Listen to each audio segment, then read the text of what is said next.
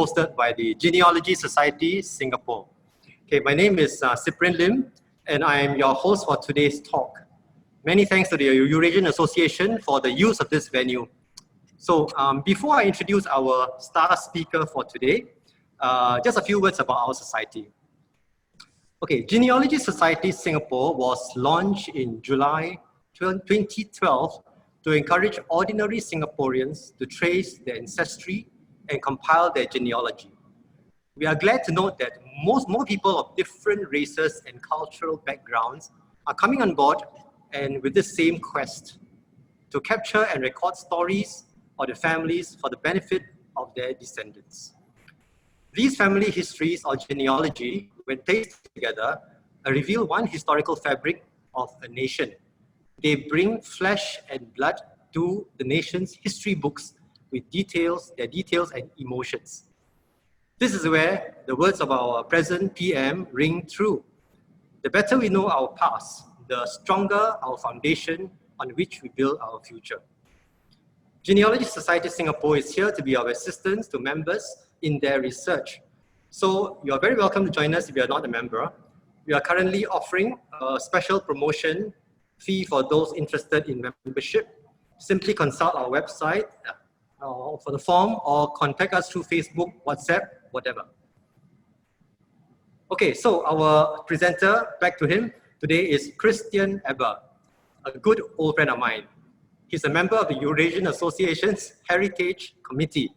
We are honored to have him share with us his journey of discovering his roots, particularly the story of his grandfather, Cleaver Eber, a Eurasian soldier and a prisoner of war during the Second World War.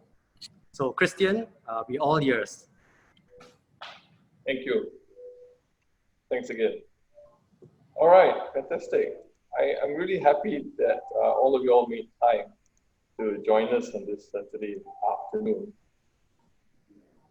We are very, very thankful and blessed to here today at the Eurasian Association in the brand new Heritage Gallery. And I think you can see that based on what was happening during the circuit breaker, most of the galleries were closed. And now, open once again. So I'm just gonna start from the front because I was doing a bit of a preview and wanted to share with everybody some snippets of the video, Bridge of the River Kwai. So let's start, okay? So the Eurasian soldier, I was inspired back in 2004, right after my grandfather's, when he had passed away on the 2nd of November in 2004. And during that time, I was very, very far away from church and wasn't very interested in these kind of historical. In fact, I failed history in school. Lo and behold, I was that kind of a rebel without a cause. And I must say that, during the army, I was very resentful about having to serve and volunteer against my will, being in Singapore and having to do it. And so of course, I naturally chose the easiest and most switch-off kind of positions. I was a regimental policeman in the Air Force. But more than that, I was sad because I realized that I had missed out a lot of opportunities. And I led a very wayward life and almost died in a motorbike accident in 1998 when I went out of camp to buy dinner, even though dinner was catered for us. And I have to say that when I got flung across the road and nearly got run over by a bus, I was this close, a couple of inches away from being crushed. I saw myself in hell. And that was a frightening, very, very frightening experience, which never left me. So with that, I decided to try and turn my life around. However, it took a bit of time. And I started a business I left the airlines during SARS, and I started an air conditioning business, and then decided to, go do whatever I could to make more money. But I was very tired about all of this, and I tried to look at different gods and different types of avenues to get rich quick schemes, but nothing really worked. Well, some that did work gave me sleepless nights. So having said that, when my grandfather passed away, and I read his book, Kanchanaburi, about his time in Kanchanaburi, I really felt deeply remorse and asked for a sign. And that sign was to help me quit smoking. If God was real, right? It's God that Cleaver went to church every day. If it was real, okay, I'm going to quit smoking, and I'll use the money for something good. And it happened at his funeral, at Cleaver's funeral. It took place. Smoking addiction of 10 years is gone. It was quite miraculous, and I have to say that Brother Bolden was there singing, and Father Gerard, who gave the homily, said that he had a dream that Cleaver went straight to heaven, and we were in the community, and we were kind of shocked. But with that miracle that took place, I figured this man was probably something. I've got to go and find out more. And after reading his book, I decided, to shape up, and it took a good 15 years to get my act together. This is my dad, Charles, and that's his lovely mom, and I was never really close to my dad because he was the only son. Cleaver had adopted him, and however, I do remember him struggling, to put food on the table for all three of us, me and my siblings, and I really respected him for that. However, being disillusioned by my friends who had a lot more overseas trips and whatnot, I was quite resentful at a certain stage, and that caused my rebellion. This is Cleaver, and with Mabel and carrying my sister, I believe, and that's my mom's mom, Nanny, we used to call her, and my grandfather on my maternal side. Wonderful thing about the Genealogy Society and Cyprian sharing with me about how he did his own maternal roots project, and I helped out in his book launch, was that I realized there was a wealth of information and the ability to harness family ties and something to talk about over dinner at family events rather than just gossiping. When I went to start digging deeper, I realized that Harold Stanford Eber, who used to play the violin apparently in Woodwood Park, of course not as a profession. I think they went there as a hobby or something. And this is his dear wife, Mary Josephine Eber, who came from Shanghai in 1888. Right? So it was amazing because I could then draw links of all of what was happening in history with the British, the Opium Wars, and then in Shanghai, and how Japan was starting to take over Manchuria and expansion for land. And everything started to make sense. And this is from my framework, my framing, which helped me to remember. Remember, again, I didn't do very well in school learning history because I was doing it by rote. But when I started to go and dig my family history, I would spend nights awake just reading about wars and World War One, II, and even the Roman Empire now. And I'm very thankful that there are many people, doctors, friends, relatives, who are really, really kind and willing to spend time to share about their own experiences. And I realized that learning from first-hand accounts is the best way to retain this knowledge. So you can see, Harold was my great-grandfather, and he was born in Singapore, and so was Samuel, his dad, who was born in 1853. Amazing. As I went further, deeper down the line, I linked it to Alberto, which some of you all who have driven across behind Orchard Oxley Road, where our famous father of Singapore used to live in Oxley Drive. There's a little road named Eber Road, and it was named after Alberto, who owned a large property there. He worked in a large firm, which allowed him at that time to own that property. And his father, however, was from Malacca, we found out in searching the genealogy, and was married in St. Peter's Church. His father, J.L. Eber, which has a very strong Portuguese name to it. And that really reminded me that actually, even though our last name was Eber, which was really German, our links were probably more Portuguese.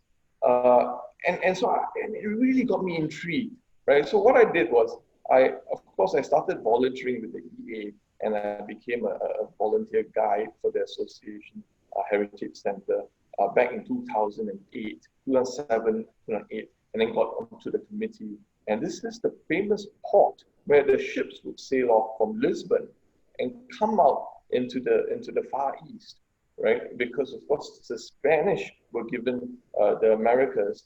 And as you know, the story goes that St. Francis Xavier, who came to Malacca, converted tens of thousands, some say hundreds of thousands. I mean, short 46 years, right? When I went to Malacca to do a pilgrimage, I was amazed because I went in then with a different frame of mind that my great grandfather got married here in this very church. And in that year itself, in 2011, when I took this picture of myself, it was amazing because it was the year of the priest where St. John Vianney had a big exhibition inside the church. Lo and behold, I was surprised because just like in St. Joseph's Church, you have a casket in the middle of the aisle. In St. Peter's Church, which is the first church in Southeast Asia, there was a casket permanent in the side aisle of side section of the church. And I was praying and I saw this lady there and she was crying. And I said, oh no, who died? So this is ignorant me.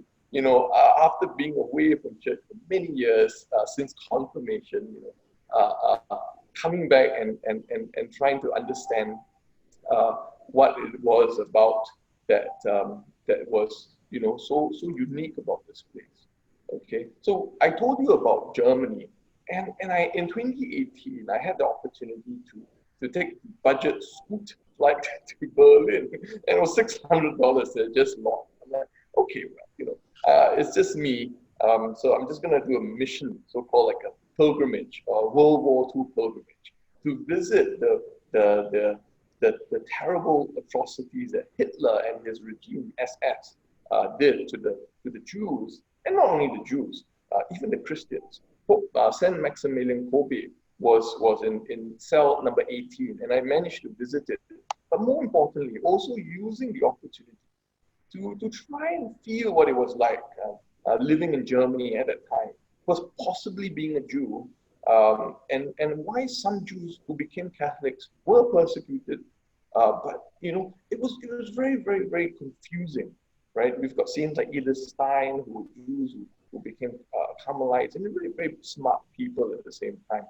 So in my pursuit for this proof of my own heritage, I was very thankful that the Genealogy Society, which has many links, and they're like octopus, we got all links all over the world, linked me up with Mr. Kerr, and he really pushed me, German style, like a Mercedes Benz, big truck driving down the, but I have to say, without pushing, I mean, these things we do as a hobby and for some people, we all have our day jobs, right? But it was very engaging to go deeper, interview relatives, interview my uncle, and then finding out. And I realized that people only start taking you seriously when you show that level of enthusiasm. And I can tell you that Cleaver, my grandfather, showed that level of enthusiasm. Even when he met the Queen, his chest was up front, and so much so that she had to stop this small little guy and spoke to him and thanked him, for his service. because for a good 20 years he served as a volunteer. And I asked myself, here I am just having to serve 2 years, right? And I'm complaining. Well, what's that about? So guess what I did? I went on to ask to be admitted up again to a test B because I was downgraded. And the medical officer during my reservist camp, he's like, hey, why do you want to upgrade yourself? I said, well, I want to go back to the reservist, because I am motivated now. He says, no, you're too old. I think it's okay, you just stay with your family and do your work well. I said, okay, sure, fine. But I think more importantly, what this taught me was that, even as we spend our time doing our work and our vocation, we have this opportunity to serve, right? In whichever capacity we're called at a specific time. And so for Cleaver, it was really, as he taught in St. Anthony's School, he would engage his students, so in 1930, as a young lad, 21 years old, volunteered. And for a good 10 years before he was activated, they were activated during the war to be on full full standby, right? So they marched and they mined the beaches along East Coast. They were ready for an attack, but lo and behold, we had to surrender, and it was along Bukit Timah Road that the announcement was made, and they all had to do that long march back to the Changi camp, which is now the CSC, where currently now the foreign workers are having their nose swabbed, but interestingly. But yeah, that was where they were all interned before they were then some sent to Changi prison and others sent to the River Valley camp. So very interesting, because in that book that I read, which chronicled, right, the route that they took, helped me to better understand the kind of trial that they were facing. Of course, there was lack of food, and some of them were tortured. Okay, we've seen all of this, right? But what was real for me was when I started visiting the Changi Chapel. I don't know whether it's open now, but now that we can't really fly overseas, we might as well explore the different places. And the Changi Chapel, in fact, he made a very good friend with the priest from New Zealand, and he was very thankful that despite being a prisoner of war, they were able to still have masses. So that was quite interesting as I read through and listened to his war chronicles that was recorded by the National Heritage Archives. So this is when in River Valley camp they were offered to go to Kanchanaburi, to Siam, to build the railway, and they had touted it as being very easy, food accessibility, and of course, it sounded like it was a good idea.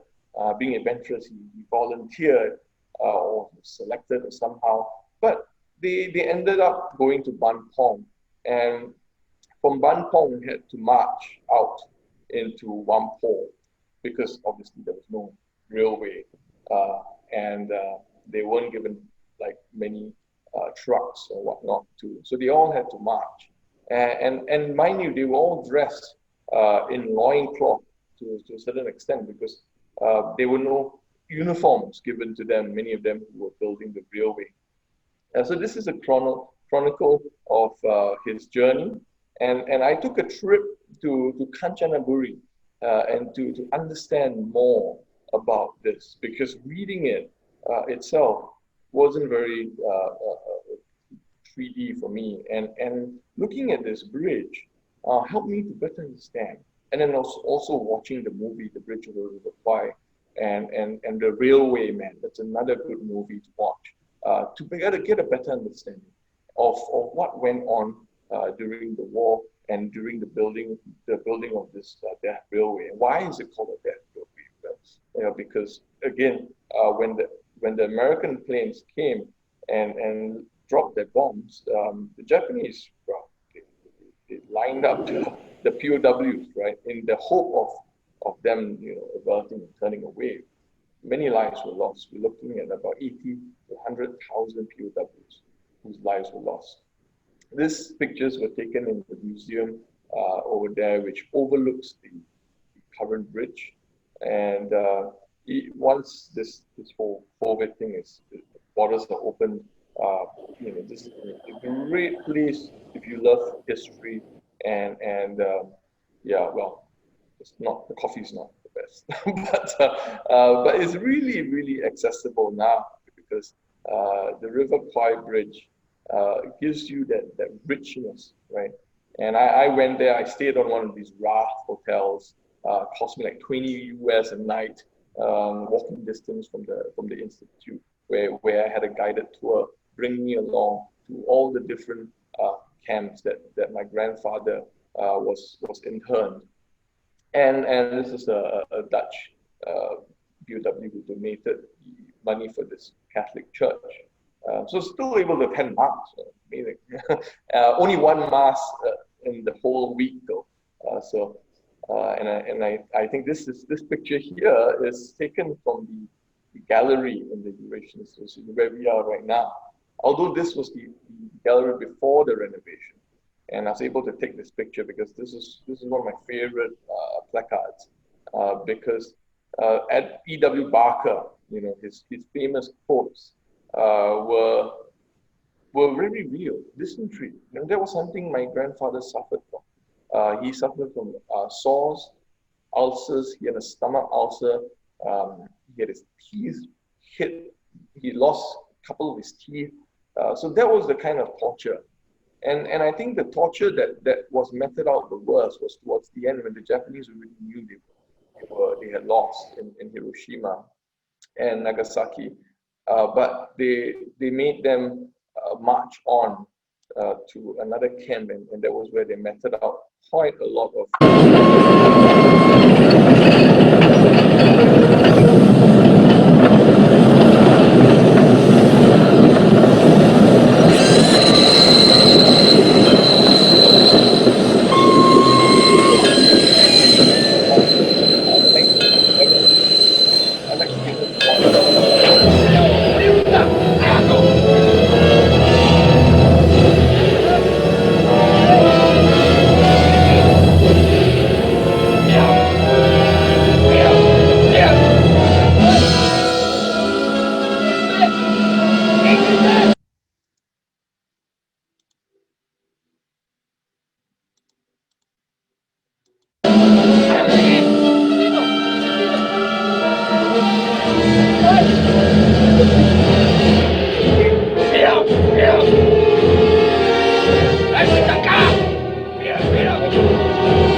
fast forward it to this section. The movie is available for free on YouTube, so you can watch it at your own time. Looks obvious. Thanks, Reeves. Right, sir. What do you think? Quite a challenge, isn't it? Sir, are you convinced that building this bridge is a good idea? Are you serious? Yes, sir. A good idea? Take another look, Clifton.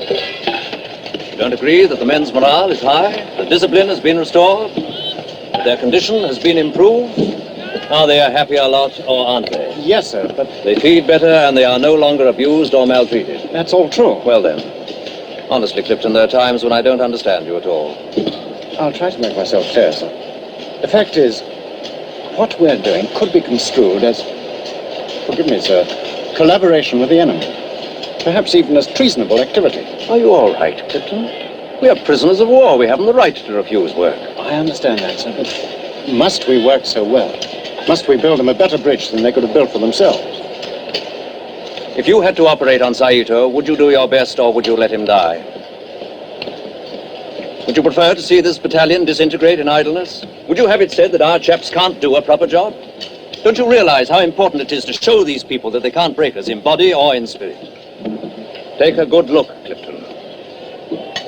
One day the war will be over. I hope that the people who use this bridge in years to come will remember how it was built and who built it. Not a gang of slaves, but soldiers, British soldiers, Clipton, even in captivity. Yes, sir. You're a fine doctor, Clipton, but you've a lot to learn about the army.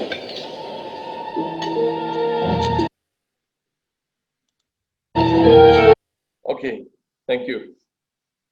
This is a screenshot of the picture of where they find the dynamite and which was about to blow up the bridge. Yeah. So this is the metal bridge, which is not the same as the one that was featured in the video earlier. And the metal one, apparently some of these metal frames were shipped all the way from Jakarta. Yeah. And as you know, the British, I mean the Dutch took a lot of pride in their bridges, and well, they built a lot of dikes. So yeah, so that was interesting. I did another trip to Jakarta to try and locate a section of this metal bridge that was stolen and brought over to build the River Kwai bridge or River Kwai. So it's very interesting.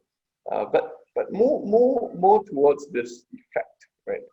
I think many of the soldiers, some of them who didn't have hope, who didn't have someone to go back to, some gave up, right? Some gave up. And my grandfather, when he was in hospital, he would still sing and pray, and he mentioned that it was his saving grace, that he would look forward to his wife and coming home to her, and believing that she was also waiting for him. They were able to exchange letters. He received 10 letters. She only received 3 out of the 6 or 7 that he sent her. And she was in India waiting for him. And so with that, I believe that Cleaver really fought to stay alive. In fact, quite a few times he was in the hospital, he did share that he wanted to give up. In fact, some of the POWs prayed to die. It was really quite bad.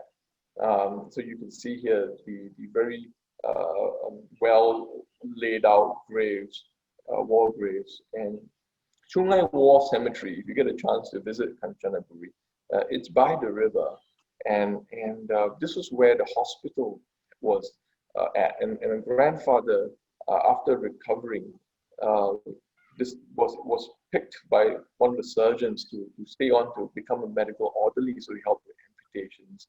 They used to saw by hand. They used to use saws and a lot of the treatment of saws and yeah.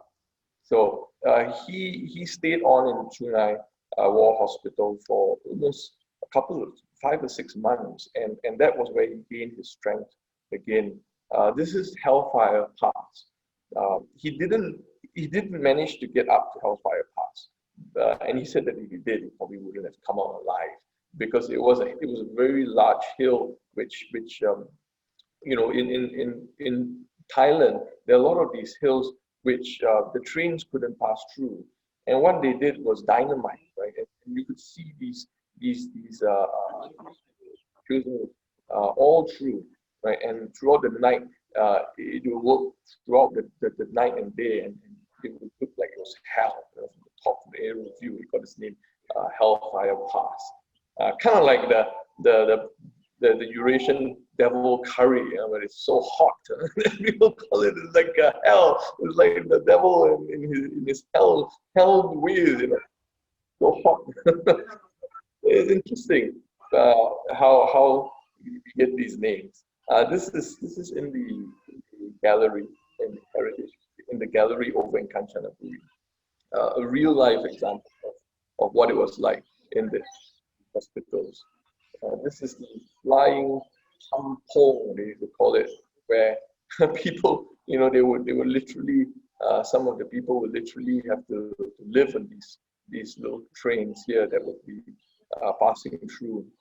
And I think the amazing thing that they did, like you watched in that clip earlier, was the British as POWs, did do their work well. And interestingly, they sold this railway to the Thai Thai at the end of the war, and still take pay like $15-20 or something, really cheap to get from Bampong, which is just in Bangkok, and go all the way up to Kanchanaburi. And it'll probably take you about 4 hours, I think. Yeah, I went by car, and it took me about 2 hours, and this was no jam, right? These are pictures of the burial service. So I mean, interestingly, the Japanese did have respect for the dead. You know, I have to give them credit for that, and they did allow the burial of these POWs. So there was sort of a silver lining to a certain extent. This is an aerial picture of the bombing of the bridge over River Kwai in 1944, and everything went downhill for the Japanese after that. But having said that, they were made to rebuild the bridge after the bombing. But I think by then the Japanese were quite, they were faced with American. So this is the 130 km restored section of the railway at the Thailand end.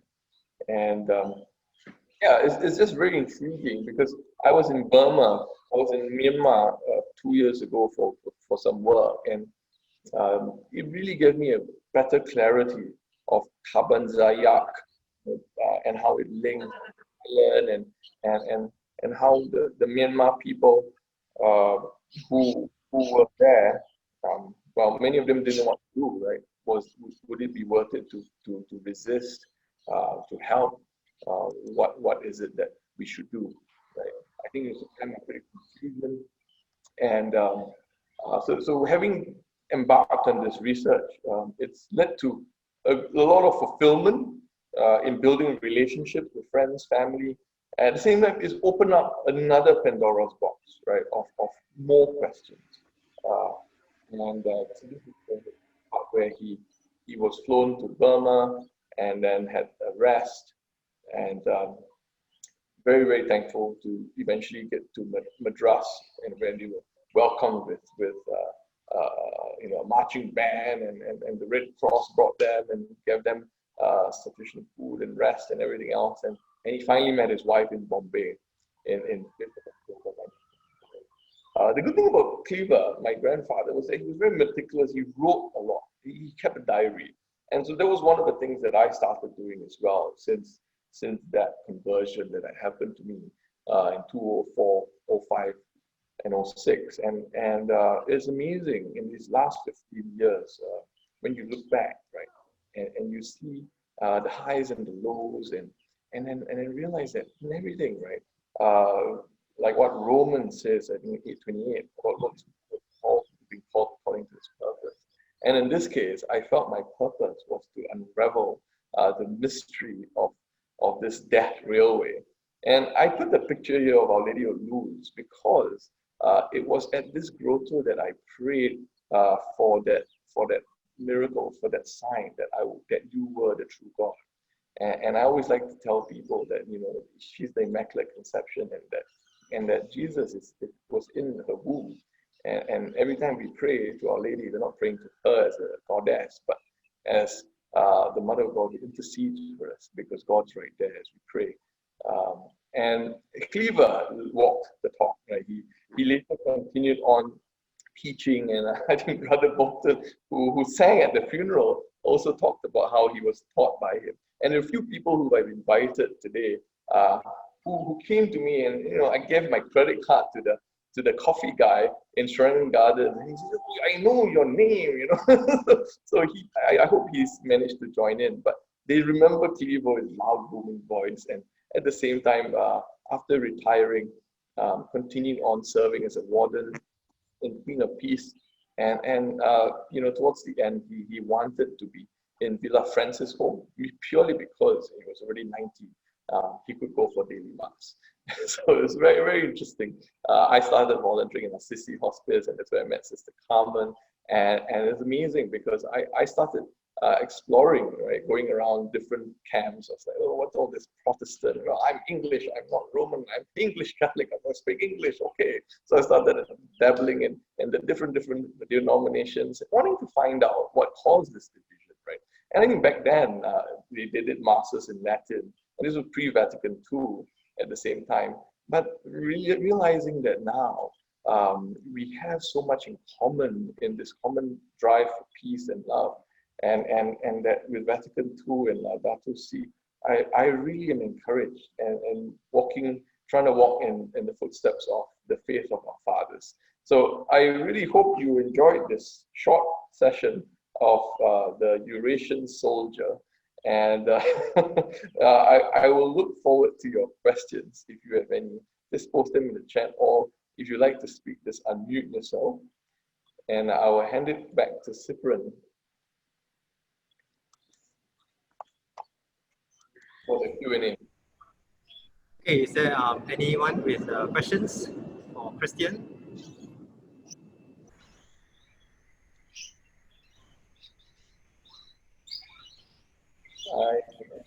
I see something in the chat. I don't think there's any favors. There's no governing treatment. Okay, yeah. Yeah. So thanks. Yeah. Yeah. I mean, and that's we were talking about how in Kanchanaburi, they with some of the POWs black. Yeah. But I think it was a very different experience here in Singapore, especially for the Chinese or the Eurasians. Many of them suffered a good experience. No doubt about that. I mean, and you had the Captain Pai as well, who really drove fear to many of the people who in the war.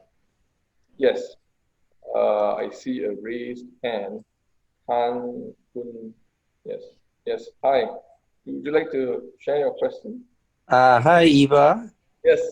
Hello. I think you know me. I'm from the Peranakan Association. Okay. Fantastic. Yeah. Hi. I just want to share with you that both my parents were raised by Eurasian foster parents for up to the age of 7. Wow. Yeah. But I just want to concentrate one question. Yes. Many people who went through the war, they either refuse to talk about their past, or many of them just simply refuse to forgive the Japanese. Yeah. Did your uncle show any lifelong animosity, or did he, say that, well, it was just the war, we had to go through it? What was his attitude towards the Japanese after the war? Yes, thanks, and thanks for sharing. Thanks for sharing. A very good question. And I have to say that it wasn't easy for him. In fact, he used to. I was just talking about this to my sister earlier this morning when I was there to visit. She remembered my grandfather talking about, even if he was given a free two-way ticket to Japan, he would never go because she was asking if he wanted some sushi.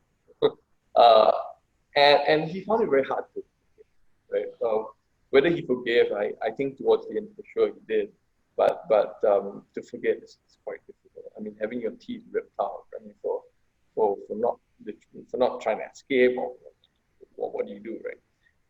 And that's just a very small example of the atrocities that did take place. And of course, I think being Chinese would probably be even worse. I mean, especially if you had relatives in Nanking, and yeah, it was probably very, very bad. So I have to add this story that I ended up working with a Japanese pharmaceutical company back in 2000. And I brought the vice president who came to visit Singapore. I brought him here, and he started bowing, reverently to every single segment of the war. And I said, oh my, in Japan, it's not really talked about. It's not even in the history textbooks. I'm not sure now, but back then, no.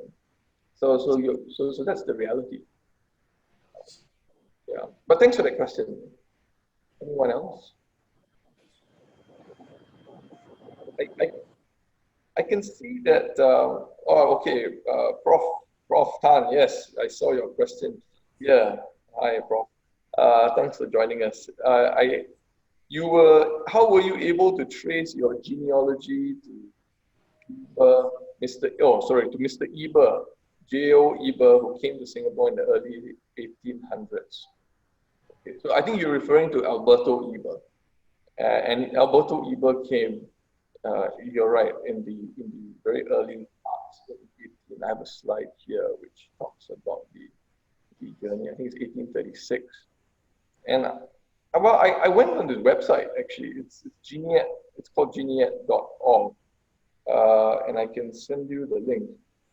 And that's the beauty of this society, right? You have a wealth of people with experience, and so they helped link me up with some of these resources. And so Alberto Eber came to Singapore in 1834. Yes, and I believe it's from Malacca because his parents were married in St. Peter's Church over in Malacca. Yeah. Any other questions? I learned a few new things. Yeah, early 1800s. Yeah. So Alberto came and his wife, because they here. She was from Singapore.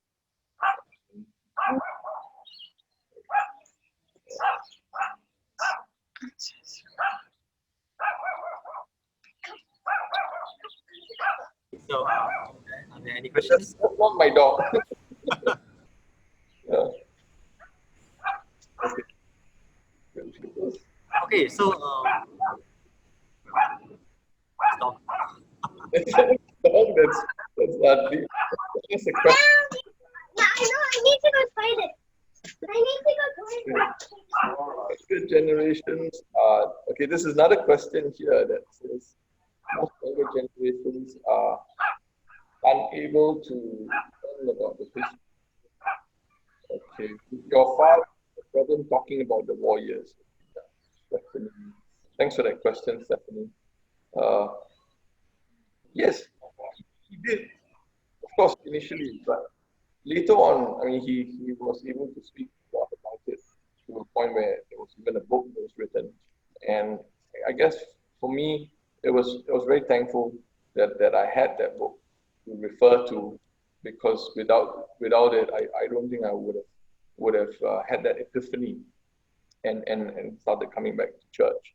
So that was important to be able to write. And I think for him, maybe writing was a way of also removing the stress and the agony of the pain that he suffered. I mean, he was a sergeant, and he had about 30 men under him. And I mean, being a leader, and many of you all here are leaders as well. It's terrible, right? The feeling's terrible when you see some of your men getting hit and killed. But yeah, I having done this, I mean, it's made me really look at life in a different angle and be more thankful every day that we have this peace that we experience in Singapore, and take it for granted. Okay, so I think we can round up. Thank you, Christine, very much for your enriching sharing.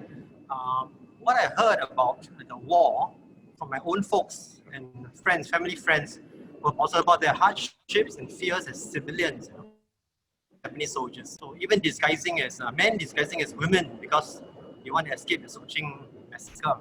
And men and girls dressed as boys to prevent themselves being raped by the Japanese soldiers. So, but you have given us a different insight. From the eyes of the protagonist fighting the Japanese in early Singapore, and even became a POW. So thanks a lot, Christian,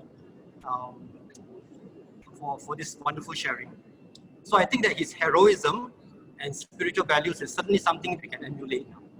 So as a heads up, our next upcoming event, by the Genealogy Society, let me announce it, will be in December. but we are going to have it in Mandarin for those who you want to listen to the Mandarin. Society's invited Sean Xia to give a talk on his forefather, Xia Yu Chin. So do keep a lookout. We will make the announcement in due course in various platforms, and we hope to see you again. Thank you very much, everyone. Thank you. Thanks, Christian. All right, thank you. Thank you. Yeah, and have a great weekend ahead. God bless. And don't feel free to come to the EEA. It's free for Singaporeans and PR. Okay. God bless everybody. Thank you.